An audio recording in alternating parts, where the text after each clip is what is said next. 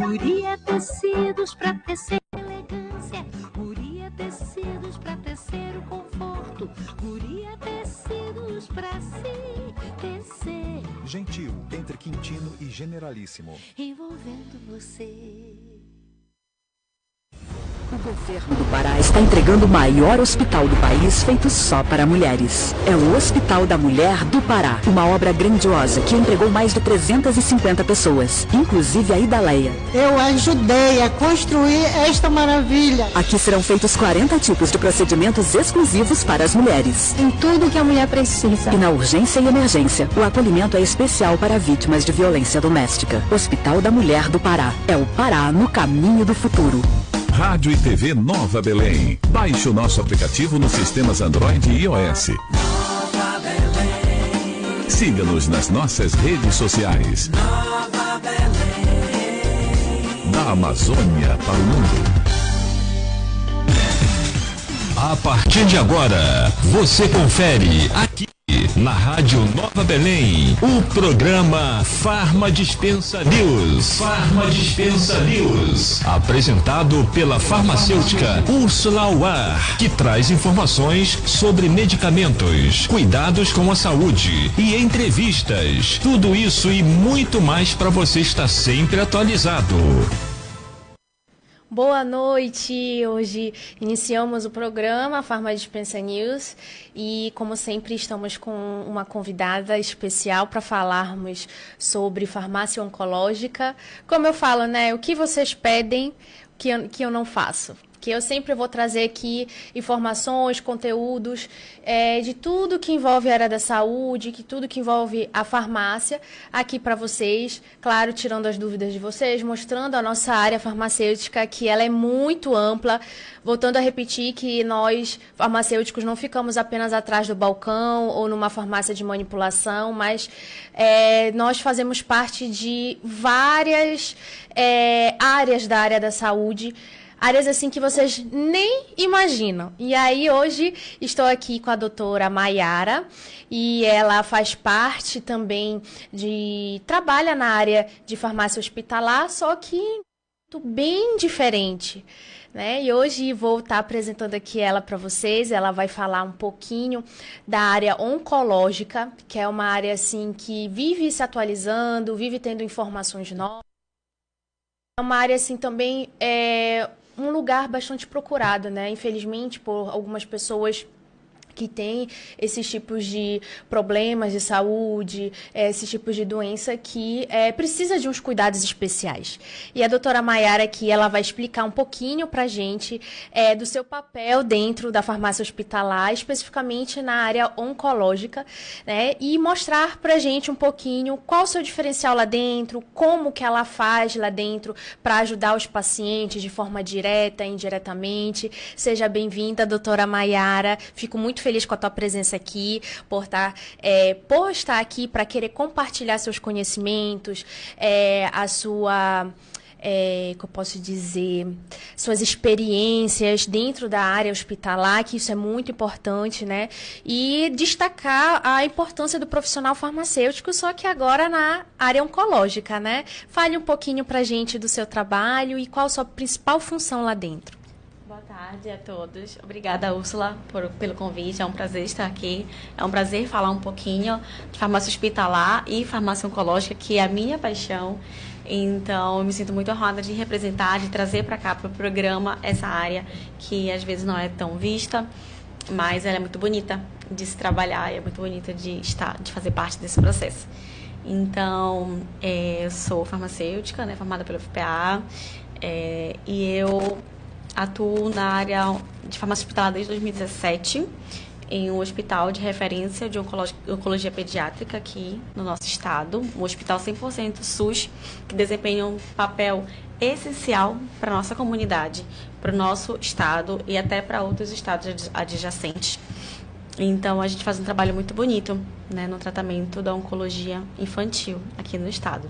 Ai, que bacana.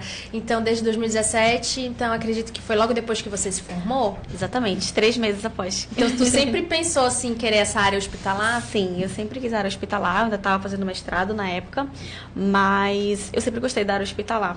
E aí eu tive a oportunidade de um colega que trabalhava lá me chamar para fazer uma entrevista. E eu recém-formada, não tinha terminado mestrado, não tinha terminado especialização. E eu tive essa oportunidade, essa grata oportunidade que me foi dada e eu agarrei com unhas e dentes. Então, eu entrei lá para a farmácia da UTI, depois eu fui para a farmácia central, passei pela farmácia da quimioterapia, que foi lá que eu me apaixonei, né? Porque é um hospital grande, então nós temos farmácias satélites, né? Então, eu consegui rodar por todas. E eu passei um bom tempo na farmácia da quimioterapia. Ai, legal. E lá é, assim, o diferencial mesmo do nosso hospital. E aí depois eu passei para um outro cargo, fui promovida a um outro cargo de farmacêutica plena, que a gente chama, que seria um ajudante da coordenação, entre aspas. E aí depois, por fim, eu fui promovida a coordenadora.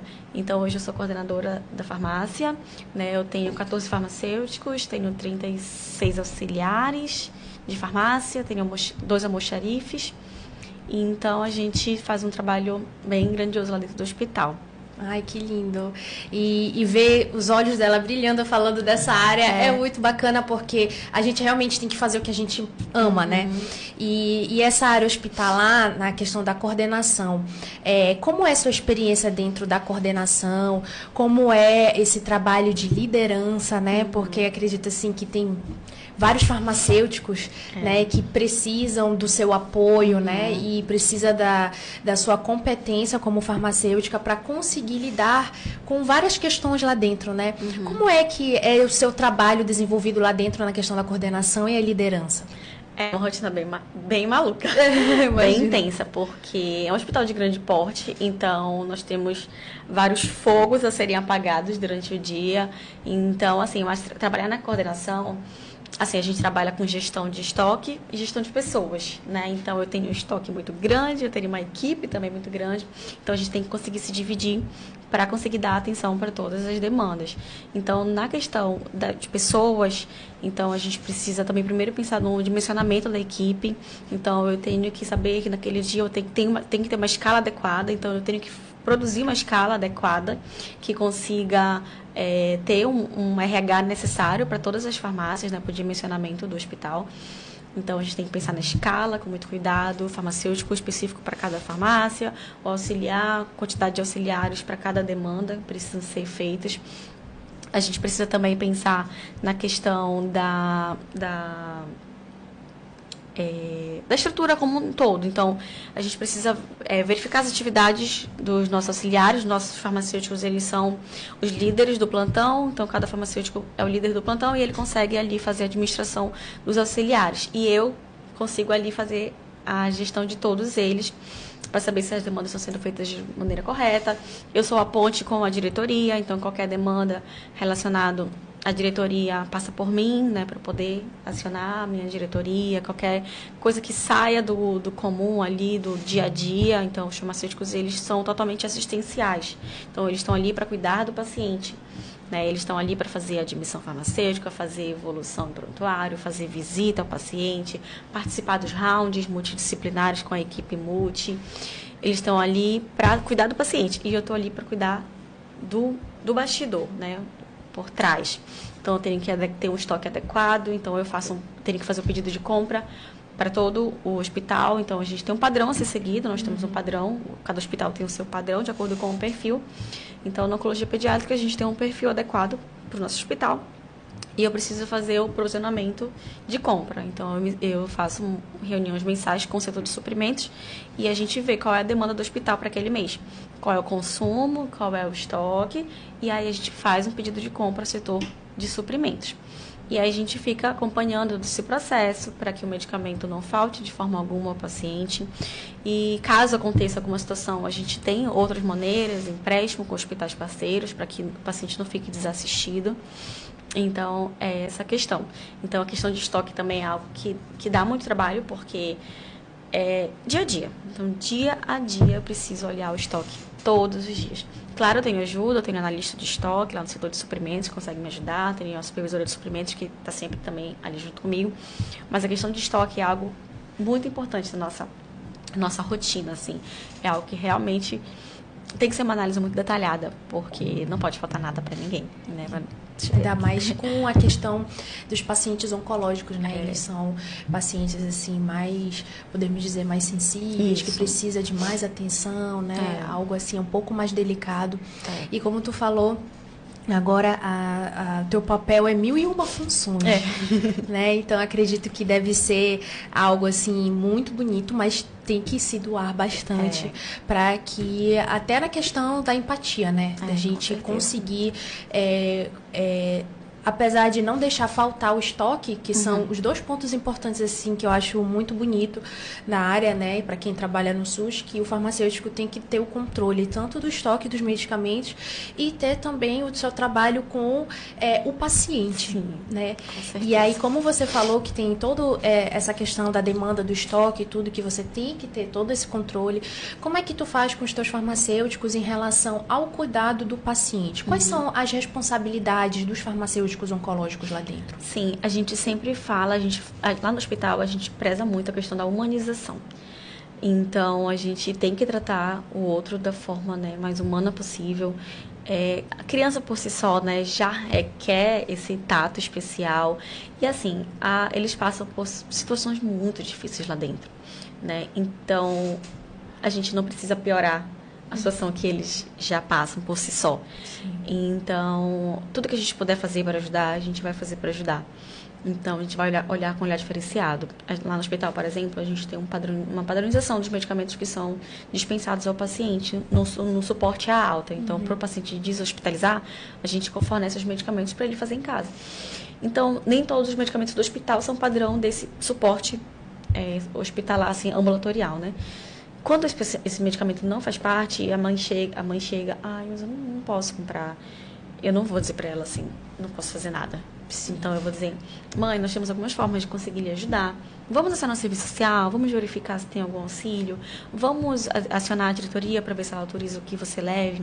E, da maioria das vezes, sim, é autorizado. Eles não compram, a gente dispensa praticamente tudo que eles precisam, desde material médico até medicamento de suporte, antibiótico, antiemético, medicamento para dor, tudo a gente dispensa, porque a gente precisa que eles deshospitalizem, né?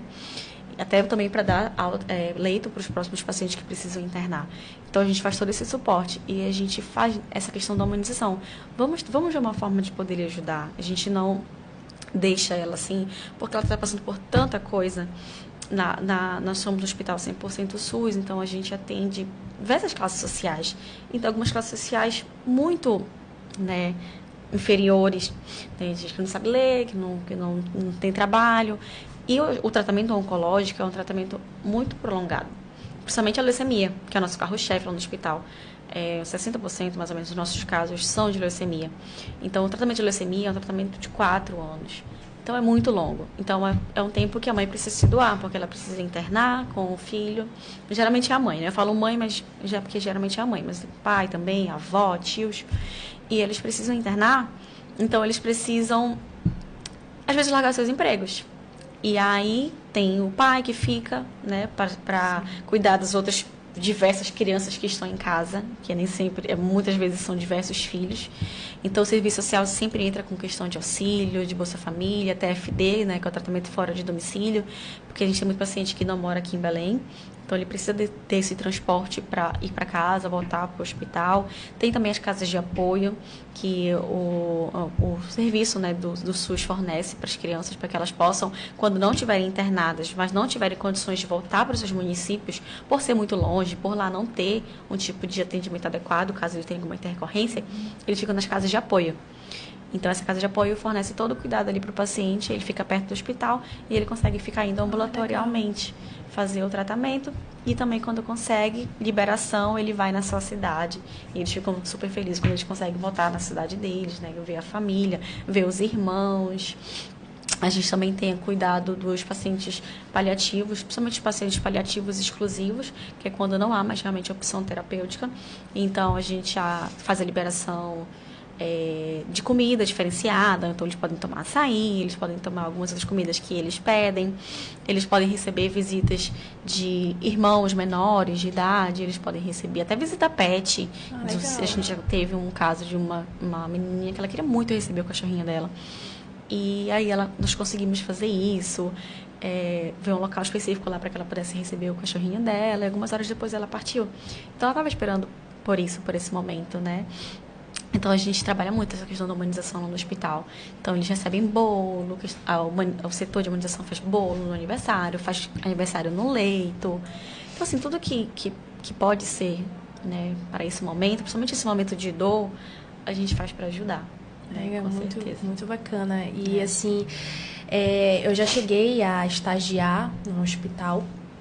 E eu fiquei na parte de manipulação de quimioterápicos. Uma delícia. E aí eu não tive infelizmente, não deu tempo, né, por conta de faculdade, e aí eles não liberaram. E aí eu fiquei só realmente na parte de manipulação. E eu não tive esse contato direto com o paciente. E aí quando a gente manipulava e mandava para os enfermeiros lá fazer a administração dos medicamentos, e aí teve um momento assim que me chocou um pouco, que na hora a gente dispensou os medicamentos para os enfermeiros e deu uns 15 minutos depois os enfermeiros voltaram com o kit dizendo que infelizmente a pessoa tinha falecido e tal. Aí aquilo me gerou um incômodo, um aperto no peito. E Maiara, e olha que eu não tinha o contato com o paciente. Imagina se eu tivesse. Então a pessoa tem que ter muita força de vontade, né? E ter um coração assim, sabe? Com muita força para conseguir lidar com essas coisas, porque realmente é muito difícil. Então, todo mundo me pergunta como é que eu consigo trabalhar, como é trabalhar, né, no hospital oncológico infantil. Eu brinco que eu menti na minha entrevista. E quando eu fui fazer o processo seletivo, o atual coordenador, né, na época, ele me perguntou se eu consegui lidar com isso. Se eu era mãe, na época eu não era, né? Se eu ia conseguir lidar com isso. E eu falei assim, claro, vou sim. Não ia, desde o início eu sabia que eu não ia conseguir, porque eu sou muito banana chorando. Eu sabia que eu não ia conseguir. Então, desde o início, principalmente quando eu era assistencial, eu me apegava demais aos pacientes. Então, já perdi pacientes que eram muito queridos para mim. Tem uns que a gente se apega mais, né? A gente cria um vínculo que é inexplicável. E a gente se apega e, infelizmente, a gente tem algumas perdas, né? A gente tem muitas vitórias, graças a Deus. Mas a gente tem algumas perdas. Então, eu já tive algumas perdas em que eu fiquei muito mal. Voltei para casa, eu voltava para casa muito. Já voltei muitas vezes para casa chorando. Então, assim, vários momentos em que eu soube de um falecimento de um paciente, ou eu presenciei um falecimento, ou eu presenciei um casamento no hospital, e aí, algum tempo depois o noivo faleceu. A noiva até hoje está bem, ela saiu fora de tratamento, está curada, mas ele faleceu. Então, enfim, a gente já passou por muitas situações. Os dois estavam... os dois estavam em tratamento. Já tive situações em que era uma bebezinha, bem pequenininha, aí eu fui falar com a mãe, fui dar um abraço nela, quando eu soube, e assim, eu abracei ela chorando, assim, mais do que ela, sabe? Eu falei, meu Deus, eu preciso passar força para ela e eu tô chorando. Mas é porque eu não consigo. Mas é muito bonito. E a gente tem o sino da vitória lá no hospital, que é muito lindo. Então, é o momento que quando o paciente, de fato, sai, quando ele fora de tratamento, é quando ele terminou o tratamento de quimioterapia, ou seja, o tratamento que for, rádio, qualquer tipo de terapia, quando ele finaliza esse ciclo, ele está fora de tratamento. E ele passa 5 anos em acompanhamento. Então, ele tem as consultas periódicas, exames periódicos que vão espaçando, né? Primeiro é cada 1 mês, depois é 3 meses, 6 meses, 1 ano, até quando finaliza 5 anos e ele está de fato curado. Aí, nesse momento, tem o sino da vitória. E aí, eles saem por todo o hospital, são 5 andares, eles saem por todo o hospital, segurando uma plaquinha, dizendo, eu venci o câncer, e apitando o sino. E aí, até hoje eu vejo, né, a minha rotina vê isso. Toda semana tem, graças a Deus. E eu sempre me arrepio, eu choro, principalmente quando são pacientes que eram meus pacientes queridos da época que eu era da quimioterapia, né? Que é quando a gente se apega mais ainda aos pacientes, né? E aí, hoje, ou quando foi? 2 dias atrás, a gente teve uma alta de um paciente que ele é muito querido pra gente. Ele é um paciente autista e a gente conseguiu ter esse vínculo com ele, sabe? Ele conhecia a gente pelo nome, ele chegava, ia na farmácia, ele sentava, ia no computador, mexer com a gente, brincar. Então, a gente conseguiu criar esse vínculo com ele, com a família dele. E ele venceu a leucemia. E hoje ele está curado. Então, ele teve agora o sino dele, foi muito especial pra gente. E é isso, trabalhar assim na oncologia é assim. E quando eu manipulava, que agora eu tô um pouquinho mais afastada dessa parte, eu já rezei muito no ato da manipulação. Eu estava manipulando, eu fechava o olho, eu falava, meu Deus, obrigada por me permitir exercer essa função de manipulação e trabalhar diretamente na cura do paciente. Porque, indiretamente, é a minha mão que está fazendo aquele medicamento, né? Eu dou vontade de chorar. Eu também.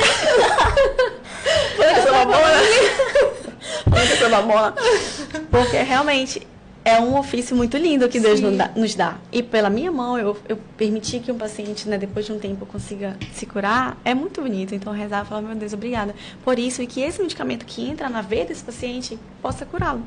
E muitas vezes isso acontecia, né? Então, é muito bonito mesmo. E o que move a gente, Mayara, é a fé, né? A esperança de que sempre vai vir uns dias melhores. Então, ver a vitória dos pacientes, isso motiva muito nós profissionais a conseguir seguir em frente. Eu digo muito isso porque, assim, claro, a gente tem muitos desafios. Quem trabalha em área de saúde tem vários desafios, né? E principalmente aqueles que trabalham com situações mais críticas, como o da Mayara, né? E isso faz com que a gente tenha também mais esperança com profissionais que têm empatia. Que, infelizmente, a gente vê também alguns profissionais que a gente não consegue ver tanta aquela doação, aquele amor, né? E aí eu digo que a área da saúde é um dom. A minha irmã, ela vai finalizar esse ano medicina, né? E eu vejo o amor que ela tem em cuidar das pessoas. E eu digo assim pra ela, olha, a partir do momento que tu vê que realmente tu não tá sentindo mais aquela vontade, aquele amor, é porque não é mais pra ti. É verdade. Então, quando a gente entra para a área da saúde, a gente tem que entrar para mudar a vida das pessoas, pra gente pensar no próximo, né? E a gente vê que muitos profissionais estão se formando, eu não digo só da área de farmácia, mas eu digo em várias áreas que estão se formando apenas por dinheiro, infelizmente. A gente vê pelas prescrições erradas, né? Até pelas dispensações erradas. E isso a gente precisa ter muito cuidado na hora da gente lidar com vidas, né? Eu vi uma frase que eu acredito que veio do hospital, isso, eu acredito que tenha visto também no Instagram, que é uma frase assim, o paciente é o amor da vida de alguém. É linda essa frase. É linda essa frase. Aí sabe, aquilo ficou fixo na cabeça. E aí, quando eu vou atender alguém no balcão, eu penso assim, nossa, aquele idoso, aquela idosa, aquela criança é especial para alguém. Aí eu sempre falo pros que estão se formando agora, pros meus alunos, pros estagiários, para quem for, gente, se coloquem no lugar dessa pessoa. E não só se colocar, mas imaginar que algum parente teu, você ia gostar que teu pai, a tua mãe, o teu filho fosse destratado por algum profissional? Então se coloque no lugar dessas pessoas, né? E aí isso faz a gente até ser um ser humano melhor. Com certeza. Né? E eu digo assim que o farmacêutico, em que, infelizmente, eu só tive a experiência na área de manipulação, que a gente lida apenas com os medicamentos. Mas vocês percebem que a Mayara, ela vai muito além disso, né? Ela vai não só em relação à manipulação de medicamentos, mas ela controla o estoque e tem esse contato direto com o paciente, né? E tem esses treinamentos mensais que tu faz com os farmacêuticos em relação ao cuidado com o paciente. Me explica um pouquinho se tem a questão também da farmácia clínica lá dentro, como é que funciona esses tratamentos do farmacêutico com o paciente direto e do farmacêutico com os profissionais da área da saúde. Se tem essa boa aceitabilidade dos profissionais da área da saúde, que a gente vê, infelizmente, algumas vezes, alguns prescritores que têm uma certa resistência com a nossa opinião em relação, né, à mudança de prescrição e tudo. Eu queria que tu me falasse um pouquinho da questão da farmácia clínica e dessa interação também também do farmacêutico com os profissionais lá dentro. Sim, tá. A gente tem uma farmácia clínica bem atuante. Os nossos farmacêuticos, a gente tem farmacêutico na farmácia central, na farmácia da UTI e na farmácia da quimioterapia, né? Em todas as farmácias. Então, na farmácia central, a gente tem a avaliação diária da prescrição. Então, quando eu recebo a prescrição, o farmacêutico faz toda a análise da prescrição, questão de diluição, reconstituição, tempo de infusão, aprazamento, toda a prescrição, e ele entra em contato com o prescritor caso haja alguma necessidade de intervenção. Então, tem algum ajuste a ser feito, ele faz a intervenção farmacêutica com o prescritor. Pode ser também com o enfermeiro no caso de aprazamento equivocado, né? Então, a gente entra em contato com o prescritor. Lá no hospital, a gente tem um bom relacionamento com a equipe de pediatria. Então, a gente, como a nossa farmácia clínica é bem atuante, eles sabem que eles têm que nos aguentar. Porque a farmácia é chata mesmo, a farmácia precisa ser chata. E a gente é sempre conhecido por ser chato, mas é necessário, porque a gente está ali como uma barreira, né? Uma barreira para que o paciente não receba nenhum medicamento errado. E é um filtro também, né? É um filtro. A gente tem barreiras com a enfermagem, barreiras, né? Para que nada chegue até o paciente. Então, a gente faz essa primeira análise da prescrição, a gente entra em contato com o prescritor e a gente tem uma boa aceitabilidade. A gente até tem um indicador lá na farmácia, né? Das funções também da coordenação é monitorar os indicadores. Então, eles têm indicador de taxa de intervenção aceita. A gente tem uma meta de 95% e gira em torno aí de 97%, 98%, às vezes 100% de aceitabilidade. Ai, que bom. Então, eles conseguem entender a necessidade que precisa ajustar. E a gente também entrega para eles, né, para toda a equipe de enfermagem, para a farmácia e para os médicos, o manual de diluição e reconstituição dos medicamentos injetáveis, que aí já diminui um pouco ali. Aí já é bem padronizado. Já é tudo padronizado. O sistema, quando também depende do sistema de hospital, se for tudo amarrado ao sistema, também já diminui muito a questão de erro. Porque se ele seleciona lá o medicamento que ele quer, automaticamente já vem diluição, já vem reconstituição. Não é causa do nosso, mas aí a gente consegue ter essa barreira com o médico. A gente liga ou vai até eles. E também a gente tem os rounds. Round é um momento de discussão multiprofissional. Então, na UTI a gente tem diariamente um round e eu tenho uma farmacêutica fixa na UTI. E ela participa todos os dias do round.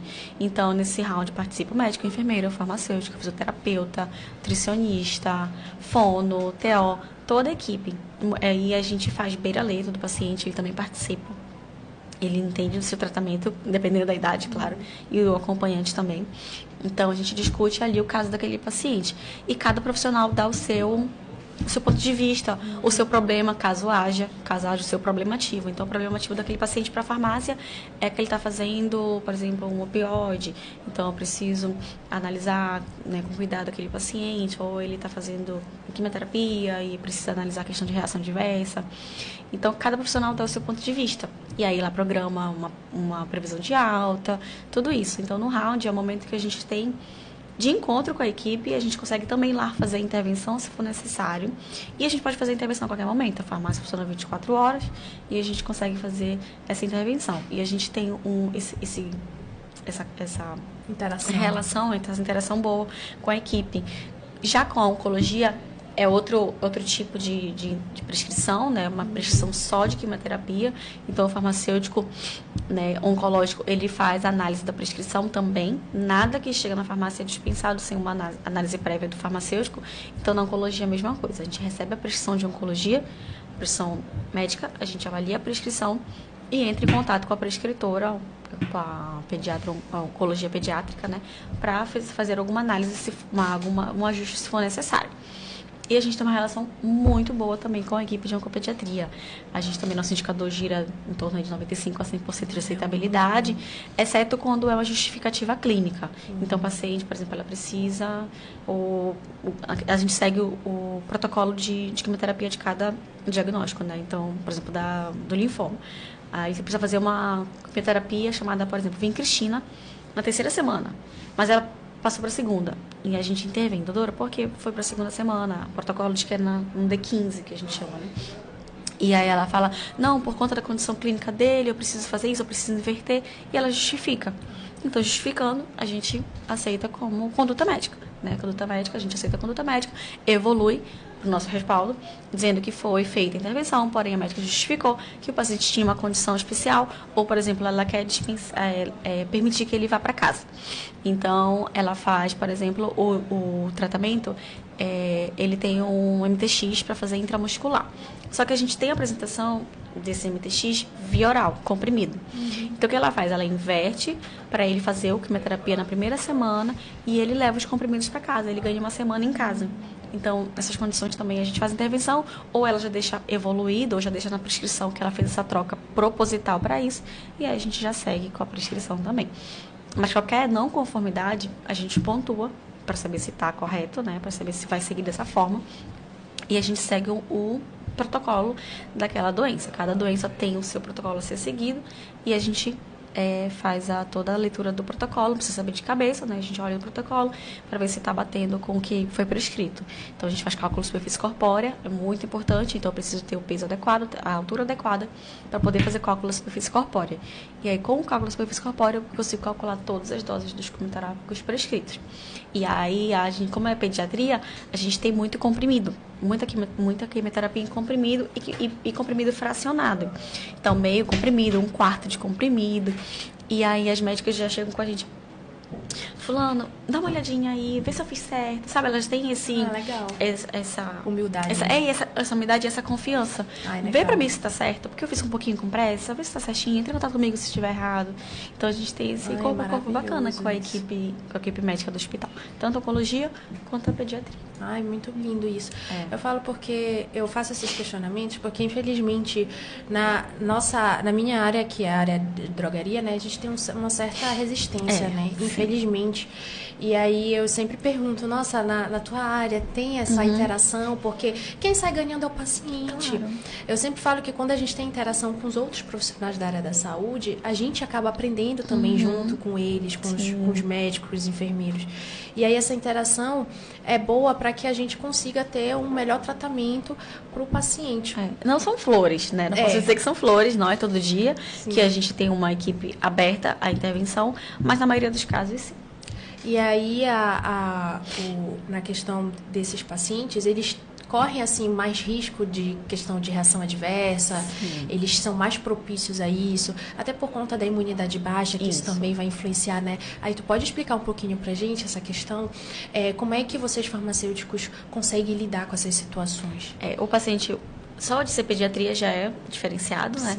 E na oncologia pediátrica ainda mais, porque eu tenho um paciente completamente imunossuprimido e eu preciso ter todo um cuidado, porque qualquer situação para ele é suscetível de infecção.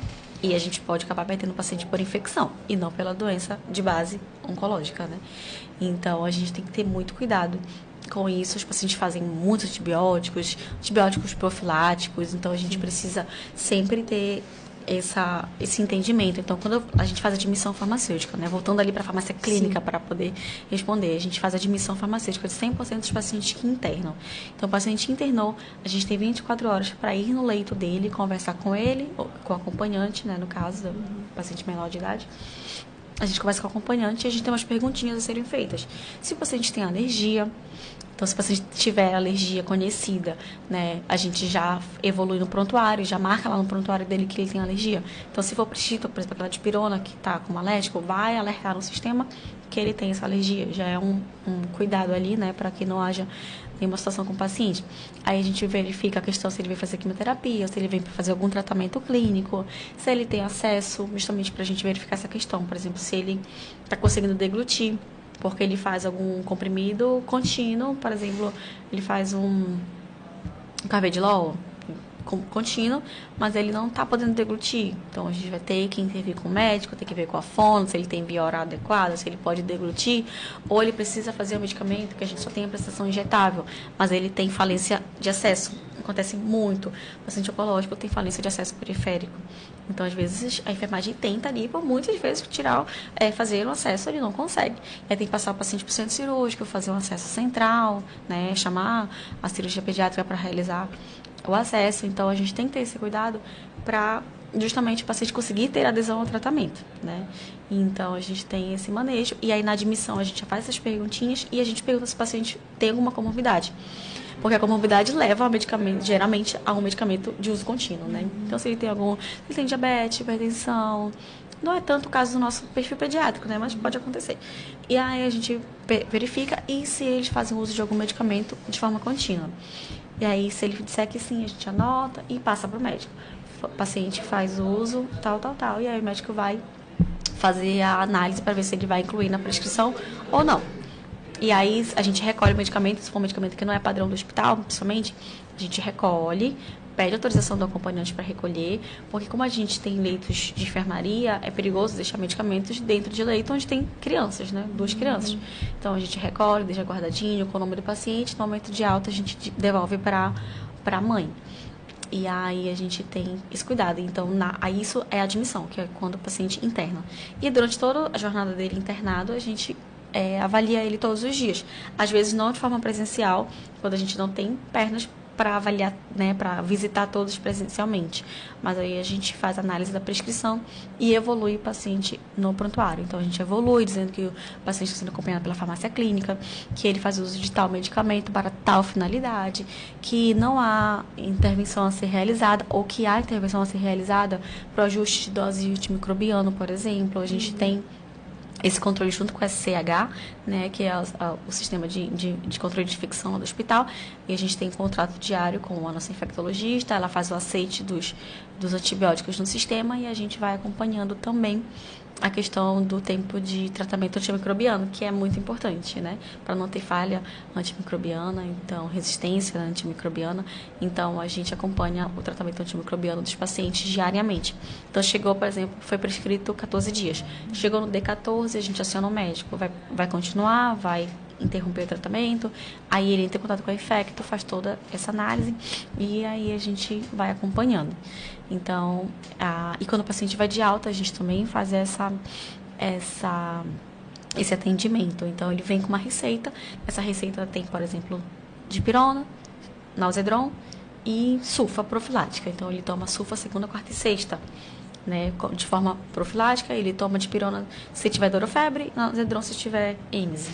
E aí a gente explica dessa forma para o paciente, coloca o horário, a gente, se for um paciente, um acompanhante analfabeto ou com deficiência, né, bem grande de entendimento, a gente tem adesivo de sol, de lua, de almoço, de jantar, desenha, faz calendário, marca no calendário, principalmente na quimioterapia, onde a gente faz o tratamento oral longo. Então, quando ele chega em certo momento do tratamento da leucemia, por exemplo, que é a fase de manutenção, que é a fase mais final, ele passa semanas fazendo só comprimidos. Então, ele passa ali o metotrexato, ele toma uma vez na semana, e a mercaptoporina ele toma todos os dias, depois do jantar, 2 horas após o jantar. Não pode tomar leite próximo do horário, porque tem interação, né, farmaconutriente. Então, a gente também tem toda essa orientação, principalmente relacionada à mercaptoporina, que é o nosso carro-chefe ali de quimioterapia oral, muitos pacientes fazem, e a gente tem que ter muito cuidado nessa questão de orientar o paciente como tomar, como armazenar, se for na geladeira, onde guardar. A gente tem etiquetas no hospital, então etiqueta verde é medicamento termolábil. Então, quando a gente faz a dispensação, por exemplo, cefalexina, que depois que reconstitui tem que deixar na geladeira, a gente orienta, marquinha, você vai colocar a água até essa marquinha. Você vai botar na geladeira, não coloque na porta, coloque no fundo da geladeira, não coloque no freezer. E a gente tem essas orientações com eles para que a gente consiga sair dali sabendo que ele entendeu. Muitas vezes eles balançam a cabeça e quando a gente aplica a técnica do readback, que é para ele repetir aquilo que a gente falou, ele não entendeu nada. Né? Principalmente na consulta médica acontece demais. Na consulta médica, o médico ali bombardeia de informação e eles não estão entendendo. E depois eles perguntam pra gente, mas eu não entendi tal coisa, você consegue me explicar? Todo dia, assim. Né? Sempre. Principalmente na drogaria acontece demais, né? Muito. Lá no hospital também acontece. Então, a gente tenta sempre deixar muito claro, usar uma linguagem muito adequada. Não precisa de linguagem rebuscada, formal. A gente tem que ter uma linguagem adequada para o entendimento daquele paciente. Então, paciente que faz desmame de corticoide, então ele vai tomar um comprimido inteiro de prednisona no primeiro dia, no segundo dia metade, no terceiro dia um quarto, dia sim, dia não, dias alternados. É bem confuso para eles, né? A gente tem que desenhar, explicar direitinho. Mostrar como é que faz. Isso, a gente usa bolinhas coloridas. Então, por exemplo, mercaptoporina, que ele vai tomar de segunda a sexta um comprimido inteiro, a bolinha é amarela. No final de semana, que ele vai tomar metade do comprimido, sábado e domingo, é bolinha azul. Aí na receita eu ponho. Azul é sábado e domingo, amarelo é de segunda a sexta. Assim, diversas estratégias. para que eles possam entender o tratamento e ter uma adesão ao tratamento. Sim, isso é muito importante, porque é comum as pessoas chegarem, né, dizer que não sabe e não sabe nem para que serve esse medicamento. E isso é comum. Eu te falo assim, acho que uns 95% das pessoas que chegam na farmácia é assim mesmo. E é bonito ver isso, porque infelizmente a gente vê que muitos atendimentos eles vão fazendo, vão atendendo, olhando, vão prescrevendo e às vezes nem explicam. E quando explicam, não perguntam para o paciente se entendeu ou não. Inclusive, que é até um dos conteúdos, né, da nossa anamnese farmacêutica, é a gente virar para o paciente e perguntar, como você mesmo falou. Me explica, o que você entendeu? É isso mesmo? Então, assim, a gente tenta ver se o paciente entendeu da melhor forma possível. Eles ficam nervosos, né? Sim. Não entendem. Já peguei paciente que ficou até estressado comigo, achando que eu não confiava nele. Não é isso, é porque a gente quer saber realmente se está tendo uma boa aderência. E como a gente está falando tanto da questão profissional, aí só pra gente encerrar aqui o nosso programa, que infelizmente tá chegando ao fim. E passa rápido, muito rápido. E a última pergunta que eu queria te fazer é que como você lida com pacientes pediátricos, como é a aceitabilidade deles? Tem resistência por parte deles, que infelizmente são medicamentos um pouco chatos de ser administrados, né? Tem muito efeitos colaterais. E aí, vocês têm alguma certa dificuldade? Como é que vocês lidam com esses pacientes pediátricos na hora da administração? Para eles entenderem a importância disso, também na internação, porque é muito chato a pessoa ficar o tempo todo no mesmo ambiente, né? A gente trabalha muito com os pais, né, e acompanhantes, a questão da adesão. Eles são coparticipantes do tratamento do filho, né? Então, a gente faz a dose supervisionada. Por exemplo, se for um xarope, uma solução oral, um medicamento oral, a enfermagem leva no copinho, né, até o paciente. E a gente sempre, a nossa briga, entre aspas, com a enfermagem, precisa fazer dose supervisionada. Eu não posso deixar o medicamento ali e virar a costa e ir embora. Porque tem mãe que vai dizer, mas é 3 da manhã, eu não vou acordar ele. E assim, pode parecer, fala meio assim, mas não é hotel, é hospital. Então, claro que a gente vai sempre adequar os horários, a gente trabalha isso no aprazamento também. A gente vai tentar fazer um horário adequado para o paciente, óbvio. Se for um medicamento oral, a gente sempre vai deixar durante o dia, mas às vezes não dá. Por conta da posologia, precisa ser 6 em 6, vai cair no momento noturno, infelizmente. Mas precisa acordar, é pro bem dele. Então, eu tenho um paciente que ela tem muita dificuldade, ela tem, acho que 2 anos, e ela não conseguia de forma alguma, ela cuspia tudo, ela não deixava fazer o laser, né, pra mucosite, ela tinha muita dificuldade, tudo que era na boquinha dela, tinha muito estresse. Que é comum, claro, é uma criança, ela não sabe de nada da vida, né, ela não sabe o que está acontecendo com ela. E por que ela está ali, por que ela está dentro de um leito de hospital. Mas a gente precisa trabalhar muito com a mãe, né? Pedir ajuda dos pais. Ajudem, por favor, e falem para a criança como tem que ser tomado, o que precisa ser tomado, que é para o bem dela, para ela ficar bem. E também tem que trocar, a gente não gosta da solução porque tem um gosto ruim. Vamos tentar endovenoso, vamos tentar comprimido para ver se ela tem uma aceitabilidade melhor. A gente tem que trabalhar dessa forma, mas não é fácil. Eu imagino. Porque tem criança que é muito tranquila e chega na farmácia, tia, me dá um remédio? E assim, como a farmácia é porta aberta, a porta fica aberta, eles entram na farmácia e querem ajudar. Deixa eu ajudar vocês e tal. Eles querem ficar brincando com a gente. E eles entendem.